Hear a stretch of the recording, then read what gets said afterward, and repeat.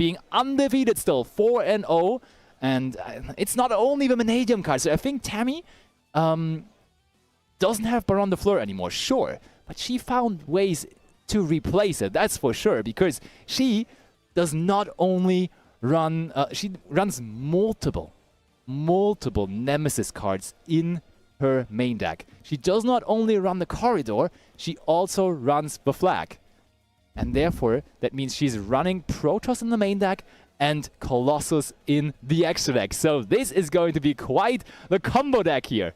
Quite the combo party, I'm hoping. Okay, so they were not sure whether they're allowed to start, but now they're, of course, good to go. Let's see what this round 5 featured match gets us between Dave, more conventional, I want to say, Snake Eye deck, and then Tammy, on the other hand, on the Mannadium strategy. Okay, we start off by discarding a card you don't really want to draw in your opening hand, but you take it as a discard for the Diabellstar Witch. We discard the Flamberge and we do summon out the Witch and set the original Sinful Spores into our spell and trap zone, immediately activating it by sending the Witch that is not being met with a response. So far, Tammy will have to sit there watching. Looking at her deck, honestly, there is not really anything she could do against that, because there's only very, very little non-engine cards that are hand effects that she could use on the opponent's turn. Basically, there's only Droll and Lockbird and Nibiru. And I do like that approach, because we decided to only run very impactful hand interactions, and therefore we are like, when we're resolving Droll and Lockbird against the right decks, when we're resolving Nibiru against the right decks, it is supposed to completely stop the turn. And therefore I think she decided to rather go with these super impactful cards instead of the smaller impact cards like Ash Blossom and Joyous Spring, Effect Veiler, Infinite Impermanence, and all that kind of stuff. But here we have Dave still going strong, linking off both of his monsters into the IP Masquerena, using the Graveyard Effect, placing Flamberge into the Spell and Trap Zone. Yep, that is going to be fine. So Dave just playing one of the more regular strategies, one of the decks that we, of course, have already seen throughout the last couple of weeks, but is still going strong. And, ooh, Tammy did draw into one of those super impactful cards. And in that case, that is going to be Nibiru, the Primal Being. That one is huge. Even though there is the Temple Field spell up on the field that will trigger and will allow us to bring out the Flamberge from the Spell and Trap Zone, after that, I'm not sure how far we can get. There is no Princess just yet in the graveyard, so I like Tammy's chances here on this one, honestly. That ain't too bad overall. But does Dave maybe have a way to somewhat punish the Nibiru here by maybe activating Triple Tactic Talents or a card like that? Because I think Tammy definitely waited for the correct spot there to use the Nibiru, the Primal Being. Okay, we can at the very least activate the effect of Flamberge Dragon to put that IP Masquerena into the Spell and Trap Zone, which can be enough, don't get me wrong. That is an interruption through the IP, most likely into SP. And additionally to that, of course, we generate follow-up through the Flamberge going through the graveyard, ideally. But maybe Tammy has additional stuff to stop Dave. Things like Forbidden Droplet? Those kind of cards, of course, still are a thing, and those are also in her main deck. But, okay, we do go into Anima. All right. We did not summon our Nibiru into that zone, so we dodged the Anima. But what are we going to do with that Anima now? Interestingly enough, look, they're like, both the token and the Flamberge are still there, and we just normal summoned the Flamberge there to go into the Anima. So maybe this is just going to be... It could either just be SP, banishing the Nibiru and then seeing what's going on after, or we could make sure to get the Princess, because we now have 3 monsters on the field that could be used for that. But instead, we just leave the Anima on the field, interestingly enough. Okay. So, it's on Tammy now instead. And I mean, that Mannadium deck is explosive. And let's see whether we can see it going off here. We are starting things off by normal summoning Mannadium Realm Heart. Is that being met by a response? So Dave now also knows what he's up against. Because so far, if you're 4-0 in this tournament, in this format right now, sure thing is you do not expect to play against Mannadium. But now he is being met with that. Ooh. He makes the interesting decision to respond to that with Ghost Ogre and Snow Rabbit. Oh, but look at that. Tammy thinking things through. And there's Called by the Grave for the Ghost Ogre. Alright, that card will help playing this turn out. Any further responses? Nope. We're just going to resolve the Mannadium Realm Heart. And I think it was important that we keep that Realm Heart on the field. I mean, you see that it must have been important because we used Called by the Grave on the Ogre to keep it on the field. Because, of course, Mannadium Meek can only be special summoned when there is a Mannadium monster already on the field. And therefore, I think that is probably an indicator for her having access to that Mannadium Meek. And, okay, so far so good. Yep, okay, there is indeed Meek in her hand, but for now it's just going to be used to get rid of, to get some additional cards, because we did with that Mannadium Realm Heart search for Mannadium Imaginings, and that says reveal one Mannadium monster or Visa Starforce in your hand, and then just draw 2 cards, and then place 1 card from your hand to the bottom of your deck. But that's not the only thing it does, because additionally to that, it also has a graveyard effect that says you can banish this card from your graveyard and then target a monster you control with 1,500 attack, hello Visa Starforce, and 2,100 defense points. And you can just treat it as a tuner until the end of the turn. So that's kind of cool. And there is now Forbidden Droplet too. Okay.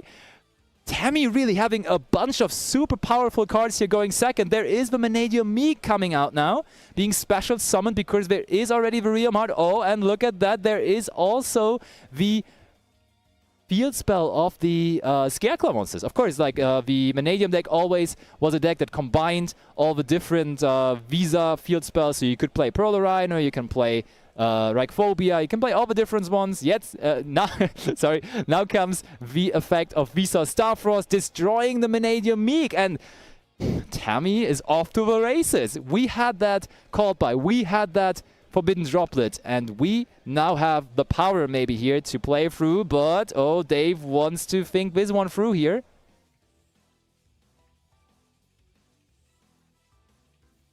Because let's not forget, wait, no, there is no princess. Dave could not extend into a princess, so there is nothing we can do from the graveyard, but maybe, of course, there always is the possibility of a Nibiru, the Primal Being, being somewhere. So, you go for... yeah, we bring back the Meek. Dave's still thinking. The way Dave is acting, it really looks like he's thinking on whether to use something specifically. And when your opponent is specifically thinking after every summon you make, it's kind of an indicator for Nibiru, the Primal Being, which is going to be activated just there. It was that Nibiru. Tammy resolved the powerful Nibiru, so now it's Dave's turn to go for a very powerful Nibiru as well. And Dave is laughing. He's like, okay, we can just reuse that Nibiru token. It's now moving over from my side to your side. But, contrary to the last time Nibiru resolved, this time the Flamberge that was tributed did not use its effect yet. So we get to trigger the effect of Flamberge here in the graveyard, which is of course huge. Okay, we bring back Oak, we bring back Ash, and we are going to pack things up. Tammy realizes there's a link-based strategy, and Dimensional Barrier doesn't do a whole lot against linked strategies, so I don't even think this card is going to come in.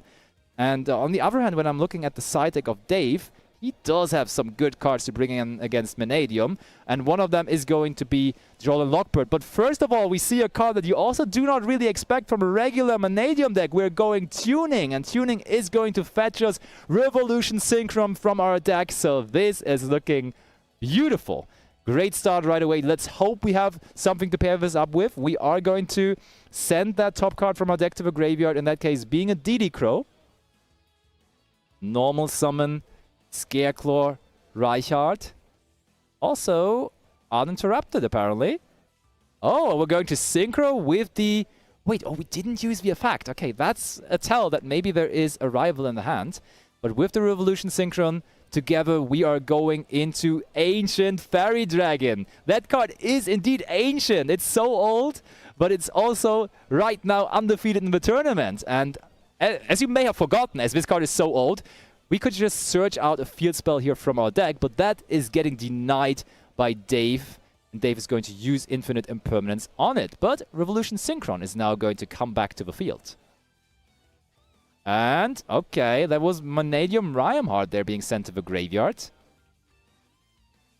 And by the way Dave is looking, he's like, what is going on here? Okay, and as I thought so, we had the Scareclaw Arrival hard drawn in our opening hand, therefore we couldn't activate the effect of the Scareclaw Rai cards, but now we're going to bring back... Oh!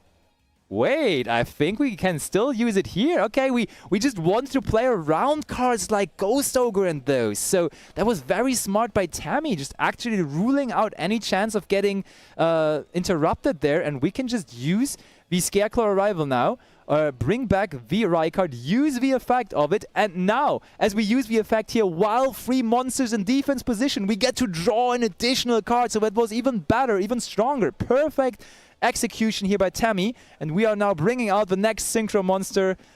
I mean, last round we saw the comeback of Pendulum monsters with Valmonica, but maybe the time of Synchro monsters isn't just over yet, because we see Crystal Wing being summoned here to the side of Tammy, which is a monster negate. So even a potential Nibiru now doesn't look as scary anymore. Link 1 into the Scareclaw Lightheart we go. Grabbing ourselves the Reichphobia. Reichphobia is being activated. And this is, by the looks of it, all going very much according to plan here for Tammy. Grabbing herself a copy of Visa Starfrost. Visa Starfrost activates its effect. Coming to the field now, destroying Lightheart. Lightheart wastes no time, using its own effect to special summon itself back out from the graveyard. That means we now have 2 monsters being used for Link 2 to go into the Cross Sheep. And when we have summoned Cross Sheep, usually the fusion summon of our very, very, very strong Vicious Astrolaut isn't far away, and that is what we're going to do. And now that means we are going to trigger the effect of Cross Sheep. We can bring back a monster from the graveyard, level 4 or lower. In that case, ooh, wow, even playing Exceeds in this, and there is our access to the Nemesis cards, of course. Banshee is a rank 4 that can just be used, and look how Tammy is smiling, and also Dave has to smile, and he knows what is about to hit him. Which one are we going to grab though? Which one is it? Which card are we accessing here? Is it going to be Colossus or is it going to be Protoss? So I think I saw Nemesis Flag being added there.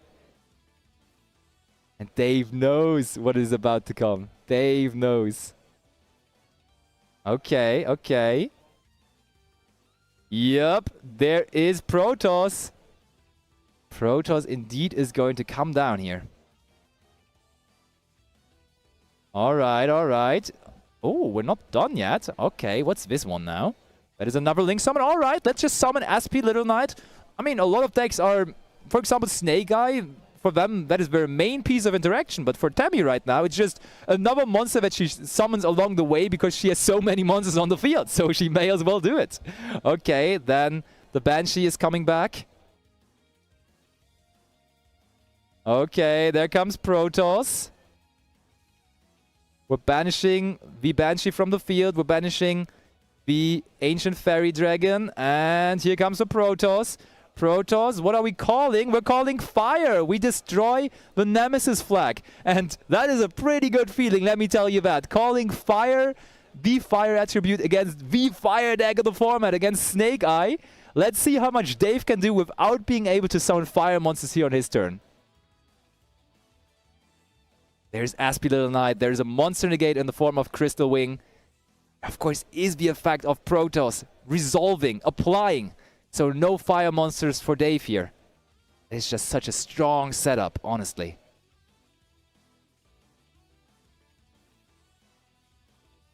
And okay, Dave starts things off by activating Wanted.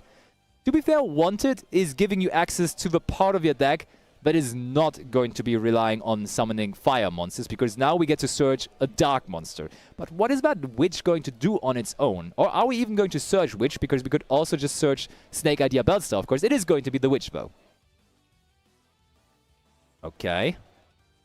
Witch is being added, and Dave trying to figure out what to do here. One card that could really turn this around here would just be evenly matched. Like, just going to the battle phase, having evenly matched. But for now, that ain't happening. We just go Snake Eye, not Snake Eye, Diabelsta Witch, the Black Witch, discarding another copy of itself.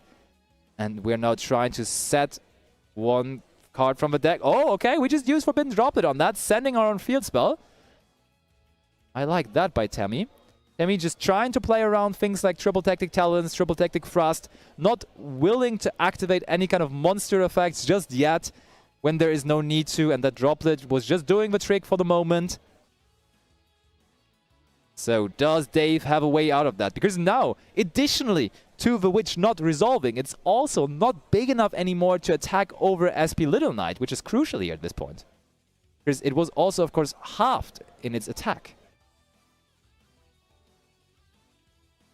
Dave trying to find a way, and of course that is a way that in the last format already worked really well against Mannadium decks. That is kind of the design of Mannadium decks. You want to have a lot of really big monsters on the field. It's a big combo deck that summons out a lot of strong monsters, and they also all have a lot of attack points. So that Crystal Wing there, now not being able to activate its effect anymore due to the continuous effect of that Typhon there, we can go into the battle phase, attack over the SP Little Knight that would have still been able to activate this effect, but now not anymore. We're going to use the effect of Typhon to put that Crystal Wing back into the extra deck. Okay, so even though Dave was not allowed, not able to really access his, like, the main mechanic of his deck, he's still doing pretty good here, clearing up 2 of the main pieces of Tammy's field. But it is back over to Tammy, and if Tammy finds a way to deal with that Typhon, it might still all be okay. Okay, and we start things off with a normal summon of Mannadium Realmheart. Not too bad. Is getting mad with Ghost Ogre though, and this time it does resolve. This time it does resolve. Also, one out that Tammy already has available to her though is the Archnemesis Protoss, because Protoss is only 2,500 attack points, and therefore right now would be able to use its effect. The thing though is, okay, there is Triple Tactic Talons now as well though. That is strong, because we could just take over the Typhon, link it off, and then play as it never happened. Dave leaning back. Does he have an answer to this? Is that even enough damage on the field? Vicious Astral out, Protoss, and that Typhon. That should be over 8,000 points of damage if you ask me. Going into the battle phase, we are 2,500. We take that Typhon and put it into our extra deck because the game is over. Live on stream, who's going to be the first national champion of Europe for this season. And we are, first of all, though, now going to see a game number 3 here for this round number 5 between Tammy and Dave. And Dave starts things off with the best start you could possibly ask for, with the normal summon of Snake Eye Ash, the most powerful normal summon that the deck has to offer. Maybe that the entire format has to offer, potentially. Okay, and we do get to also resolve the effect of Poplar, meaning there is no Droll and Lockbird. Okay, maybe there's other powerful cards that Tammy has there. Maybe there is again Nibiru as she had in game number 1.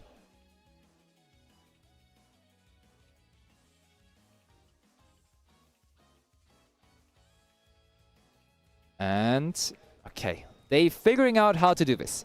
We are immediately, quickly going for that Flambridge Dragon. That has been the most popular play, I want to say, lately. Just activating the Snake Eye Oak into the Spell and Trap Zone, then having Poplar and Flambridge Dragon on the field, linking both of these off into IP Masquerena. Now being able to chain block the effect of the Snake Eye Flambridge for potential interruptions like Ghost Spell and Haunted Mansion, for example, because now we can go Chain Link 1 Flambridge Dragon, Chain Link 2 Poplar, targeting the Flambridge Dragon. And as we see, the Flambridge Dragon found its way into the Spell and Trap Zone, and also we could use the effect of Snake Eye Oak on the field, bringing back a third monster to the field there. So we are well equipped now to do whatever we want, and honestly, quite frankly, I think now Dave also knows there is no Nibiru waiting for him this game, because Tammy used Nibiru in the first game right here on this spot, and I think it also would be the correct spot to do it, but this time it's not coming, and you would expect your opponent to just use it at the same time than they did in the first game, and therefore probably good news for Dave that there just simply is no Nibiru. We go into Appaloosa, we use the effect of Snake Eye Oak, and we are going to summon out... What is that going to be? Probably another copy of Flambridge Dragon. Indeed it is. So, what's next? Interestingly enough, we gotta say, there was no Promethean Princess being summoned again. Game number 1, Dave didn't go into Promethean Princess. Game number 3, apparently, same plan. No Princess, and Dave says, I don't need that interruption from my graveyard on your turn. That Appaloosa and that IP Masquerena, and potentially those additional interruptions in my hand or that card there in the back row is going to be enough. Let's see what Tammy has to say about that, though. Because it is about to be her turn, and she is going to be... Oh, it's even 2 cards. We saw Pendulums in the last round, but we now see Dave activate or setting a card into both Pendulum zones. But those 2 cards in the Pendulum zones... Let me tell you something. Those might be met with Harpious Feather Duster. That is a pretty nice-looking ultimate rare Harpious Feather Duster. And Dave has to respond here with the Snake Eye Flambridge. Bringing out... Oh, yeah. Bringing out the... IP Masquerena. We also have to take care of the field spell there, of course. Yep. Players immediately recognized that, but that was a very nice trade there for Tammy. We got rid of both of the cards there in the back row, and now at least that impermanence there is eliminated. Also, potentially, if there is triple tactic talents, they've now already played into that by activating the effect of Flambridge. And there is triple tactic talents! Oh my!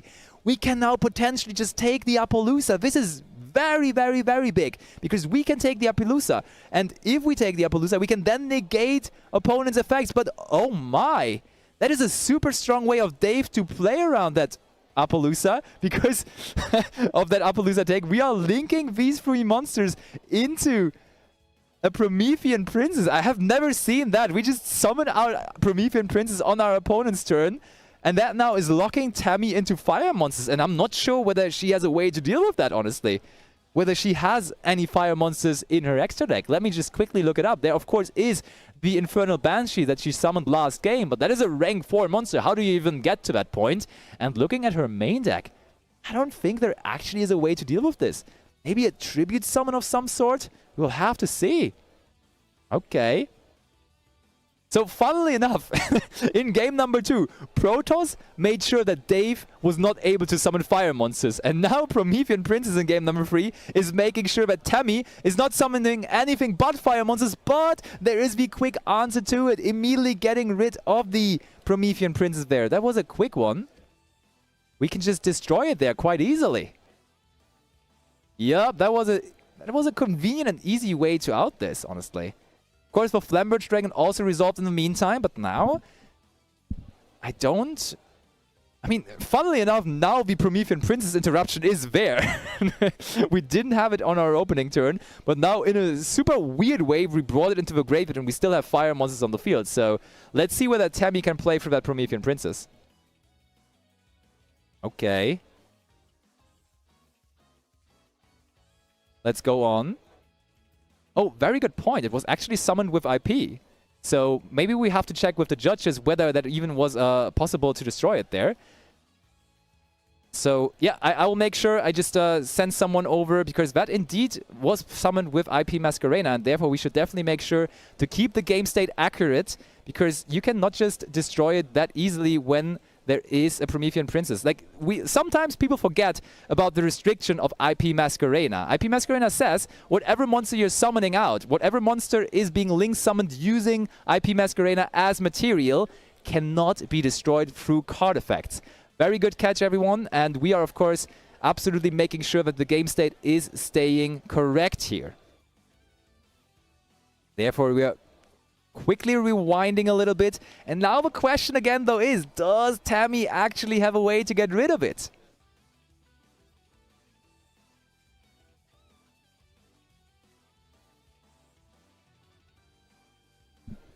Oh, wait. Actually, oh, they're double-checking. Okay, the judge call is still ongoing. So let's make sure that the judge is having a proper read here, having a proper understanding of the situation. It's a very unusual situation for sure, just giving your opponent an Promethean Princess and then figuring out whether it can be destroyed, because the wording of AP Masquerena is kind of strange there. Okay, that looks like we have a fist bump there, meaning the game is over. So okay, no, that was not the concession. That was just a fair play fist bump. All right. So we're making sure that this situation is being handled properly here. Let me, for a quick second, throw it over to myself.